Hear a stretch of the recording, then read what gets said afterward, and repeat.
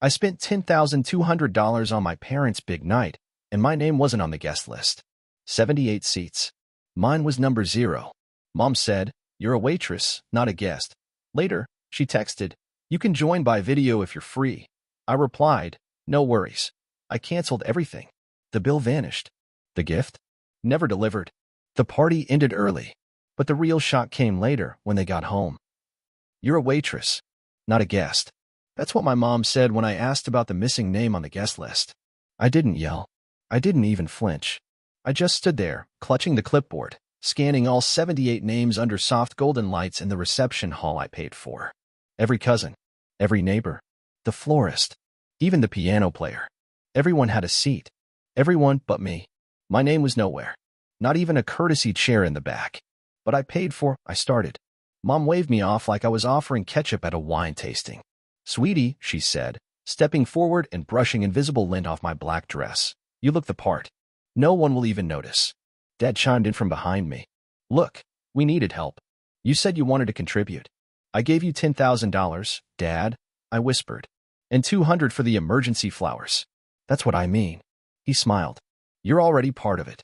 They walked away before I could finish the sentence that had been sitting in my throat since I saw the printed invitations last week, the ones they never sent me. That night was supposed to be a celebration, their 30th anniversary. A vow renewal. A fresh start. And in some twisted way, it was. For them. For me, it was the first time I truly understood that blood didn't make you family, expectations did. And I had clearly failed mine. I'd flown in 3 days early. Took off work. Canceled a friend's engagement party. I handled the catering, the venue, the decorations. I even dealt with the tux rental fiasco when Dad forgot his measurements and barked at the poor kid behind the counter. I didn't complain once. Until the morning of the event. That's when I asked Mom where I was supposed to sit. She laughed like I'd told a joke. "Honey," she said, reapplying her lipstick in the mirror, "you'll be up and down all night. No point in wasting a seat." "A seat I paid for," I muttered. She turned slowly, eyes hard. "Don't start." That's when I realized this wasn't an oversight. It was a decision. The kind they made together. The kind where they smiled and said things like, "We're keeping it simple, and don't take it personally," while simultaneously posting about our loving family on Facebook, tagging everyone except me. Later that evening, while I stood near the cake table trying to swallow the humiliation, my phone buzzed. A message from Mom. "If you're free, you can join by video. Maybe during the toast." I stared at the screen, the neon light of the venue bouncing off the glass, and typed back, "No worries." I didn't cry. I didn't scream. I did something worse. I canceled everything. The bill? Vanished. My account, drained for their big night, suddenly locked. The gift I'd scheduled for delivery, a framed travel voucher to Tuscany, never arrived. And the party? It ended 2 hours early. No backup music. No wine refills. No one knew why. I watched from a side table as chairs scraped, heels clacked, and whispers floated. My mom's forced smile wilted as her perfect night unraveled. But the real shock? It came later. After they got home. They got home around 11:40 p.m. I know because I saw the motion alert on the front porch camera, the one I installed, the one they forgot to return after the anniversary. No one texted. No one called. No, thank you. No, sorry. Not even a passive-aggressive emoji in the family chat. Just silence. Until the next morning. Mom sent a message at 8:12 a.m. "Everything turned out beautiful. Couldn't have done it without you." No mention of the fact that I vanished halfway through. No mention of the gift that never arrived. No mention of the $10,200 I'd transferred to their account over the last 5 months. I didn't respond. 3 days later, my name popped up in the group chat, not by her, but by my cousin Melanie. "Didn't see me at the event? Thought you were helping." That's when my sister, Angela, jumped in. She was there, staff in trance, followed by a photo. Me, bent over behind the dessert table, adjusting candles. My back to the camera. Black dress. Hair tied. The caption. "From family to full-time help. Hashtag level up." Heart reacts. Laughing reacts. Thumbs up from Uncle Rich. I stared at the screen. My hands didn't shake. They burned. That wasn't a slip-up. That was the whole point. I was never supposed to be seen. I was supposed to blend in. Invisible labor dressed in love. The signs had been there for years. Last winter. I paid the heating bill on their house after Dad accidentally let it lapse. Summer before that. I wired Angela $3,000 for a car emergency. 3 weeks later, she posted a photo with her new golden retriever, Bruno, captioned, "Surprise investment in happiness." I covered the deposit for their beach rental. I drove 6 hours to pick up my aunt from a rehab clinic. I edited Mom's entire resume for a part-time job she never applied to. They always said the same thing afterward. "You're just better at this stuff." No thank you. No offer to repay. Just more tasks. Dad played the straight-faced tyrant. He'd bark at me over Zoom about poor life choices because I didn't marry by 30. Mom was softer. Like her words always came wrapped in kindness, with something sharp underneath. Her sentences always started sweet. "We know you're busy, but if it's not too much trouble, only you could pull this off." Angela? She didn't even pretend. Last September, she texted me urgent at 2 a.m. because she needed someone to log into her student loan portal. Her password was helpmeples420. I did it. I fixed it. She replied with a single emoji. That was my role. Tech support, financial fallback, part-time therapist, unpaid logistics manager.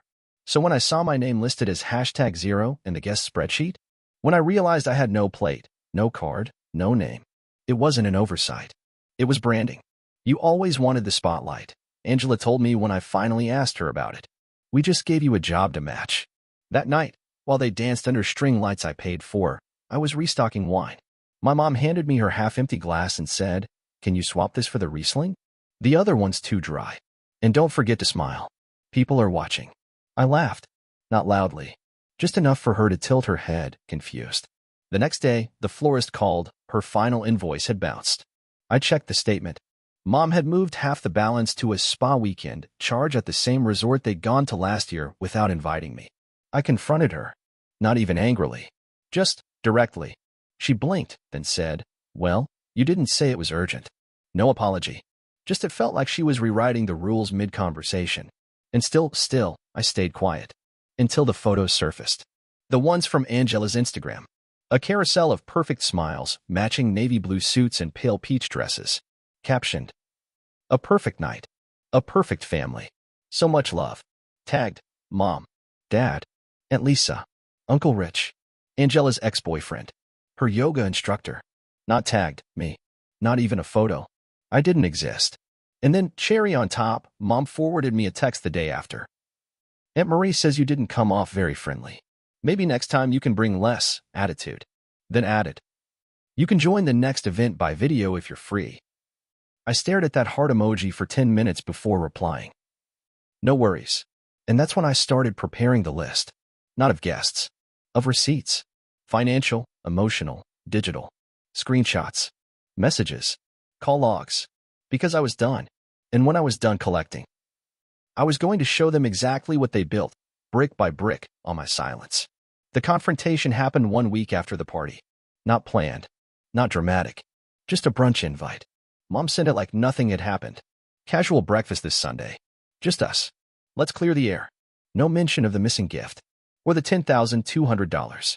Or the public humiliation. But I said yes. Because I had something they weren't expecting. Sunday came. I arrived early. Same house. Same marble kitchen island I helped pay for. Same fake orchids on the table. Mom greeted me with her signature weaponized warmth. Look who decided to show up. Angela was already seated, scrolling through her phone like she hadn't smeared me across the family chat. Dad sat at the head of the table in his robe, reading news off his iPad like a man too important for conflict. No one asked how I'd been. No one asked why I stopped replying to texts. Instead, Mom poured mimosas and said, "Let's not make this a big deal." So I didn't. I pulled out a small, navy blue folder and placed it on the table. Angela laughed. "What is this? Your resignation?" "No," I said. "Your file." She stopped smiling. Dad lowered the iPad. Inside were 12 printed screenshots. Text messages. Bank transfers. Group chat memes. Photo timestamps. One of them? A Venmo receipt from me to Mom labeled, "Anniversary venue deposit." Another? A message from Angela to her friend. "My sister's so desperate to be loved she'll pay to be invited." That one had a heart emoji. Mom reached for the folder. I slid it back. "No, we're doing this out loud." Then I pulled out my phone. Tapped play. It was a voice memo from 2 days before the party, Angela and Mom, in the kitchen, whispering while making place cards. Angela had her phone in her pocket. and her Bluetooth was still connected to the speaker in the other room. I'd hit record. In the audio. Angela, are we really not giving her a seat? Mom, she's not a guest. She's a function. Angela, it's kind of cruel. Mom, life's cruel. She's useful when we need her. That's enough. I paused the playback. No one breathed. Angela broke first. That's out of context. I smiled. Sure. Let's get more context. I reached into my bag and pulled out a small hard drive. Silver. Labeled. Family Archive. Angela turned pale. She knew what it was. Back in college, I used to be the unofficial tech support for the whole family. I built Angela's laptop from scratch, synced it to cloud backups, set up her email filters, taught her how to hide conversations and how to forget I could see them. I mirrored her Google Drive the night after the party. She never changed the recovery email. Inside? Dozens of altered screenshots, fake threats she created to frame exes. A Photoshop document titled Drafts for Making Her Look Unstable, with my photo layered under red text that read jealous, obsessive, manipulative. Even a fake calendar invite she planned to send our cousin Marie to claim I skipped her baby shower on purpose. But the real gem? A voice file. Edited. Glitched. Her voice imitating mine using AI filters. You're nothing to me. You're lucky I let you exist. My voice. But stitched like Frankenstein. I hit play. Mom dropped her mimosa. Dad stood up. Angela lunged at the table. I pulled the drive back just in time. You think this proves something? She hissed. You've always been dramatic. I looked her straight in the eyes.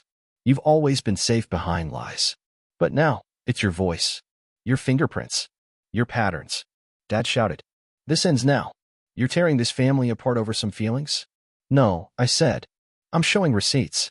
Then I pulled out the final piece. A printout of the wire transfer, $10,200 from my account. And the bank's fraud department note. Funds allocated to non-disclosed personal use. Review pending.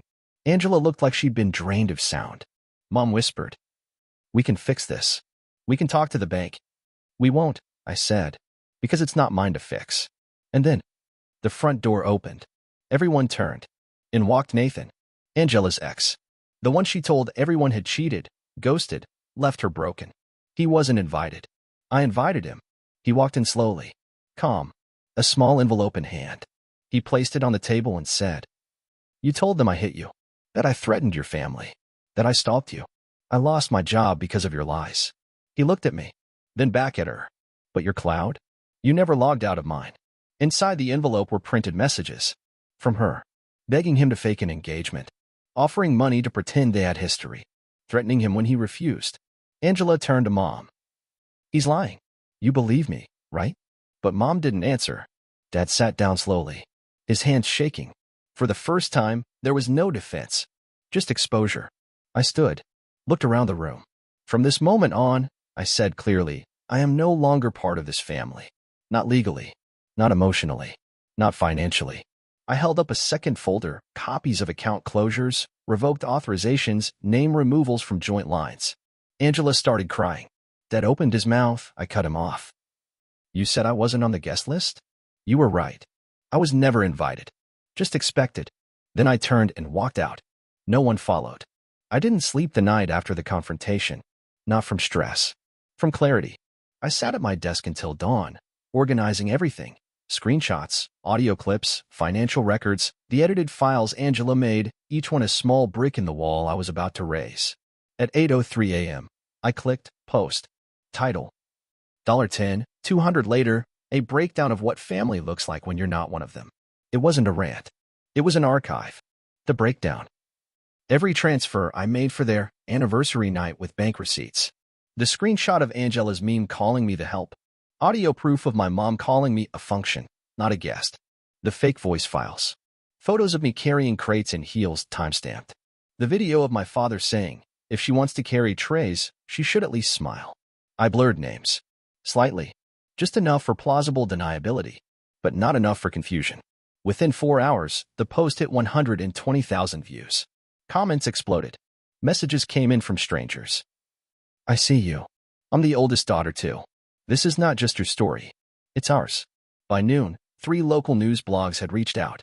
By 4 p.m., Angela deleted her Instagram. By 6:22 p.m., I got a message from an unfamiliar number. You're proud of this? Embarrassing your mother. It was Dad. At 6:37 p.m., Mom texted. We never meant to hurt you, but airing dirty laundry online is cruel. I raised you better. At 6:45 p.m., I replied. Just once. You raised me useful, not better. Then I blocked them both. Angela, meanwhile, tried a different strategy. She DM'd me through a burner account. Profile pic, a daisy. Username, Imus Normal Days. This is all a huge misunderstanding. You know that, right?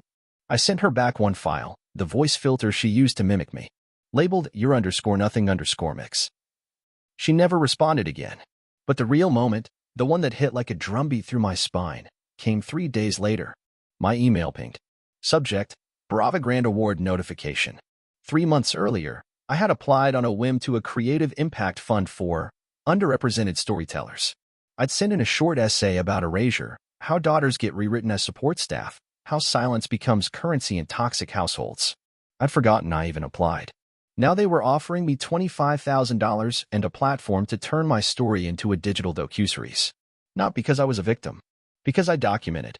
Because I'd survived and narrated it with teeth. I accepted. Then I made one more move. I bought a domain, Family Served Cold. I posted everything. Clean layout. Organized receipts.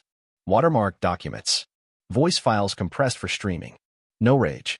Just reality. At the top, in simple black text. You said I was the waitress. So here's the bill. Itemized. The next week was chaos. My mother posted a 7-paragraph Facebook status. We all make mistakes. Families heal. But not when someone is monetizing pain. My aunt tagged me in a forgiveness chain post. Angela created a new private profile and followed me again. Bio. Healing isn't linear #growth. I didn't respond. Because while they were scrambling to edit their image, I was building something real. I launched a YouTube series, Invisible at the Table. Each episode, a story from someone like me. Oldest daughters. Excluded sons. Quiet siblings who got used and erased. And I didn't just talk. I paid guests. $500 each. Because telling your truth in public isn't free. It costs something. Sponsors came. Viewers stayed. In the first 2 weeks, I crossed 80,000 subscribers. Then came the kicker. My mom sent a letter. Handwritten. 2 pages. No apology. Just vague metaphors. The heart sometimes speaks in silence. You must understand, I was raised by survival, not softness. At the bottom she added, if you ever want to talk, we're here. Family is family. So I sent a package in return. Inside, a printed copy of their guest list with my name missing. A $0 invoice labeled, reimbursement declined. A USB labeled, you said I was too dramatic. This is just the raw footage. I didn't write a note. I let silence speak for me, just like they used to. But this time, I own the silence. It's been 6 weeks since the post. 4 since the website launched. 2 since my YouTube channel got verified. And 3 days since my mother tried to leave a comment under one of my videos using a fake name. She said, some people enjoy making monsters out of memories. Be careful. Victimhood is addictive. I hearted the comment. Not because I agreed. Because I wanted her to see that I recognized the tone. Even when it wore a wig and typed with gloves. I live differently now. Not better in a flashy Instagram way. Better in the no one has the keys but me way.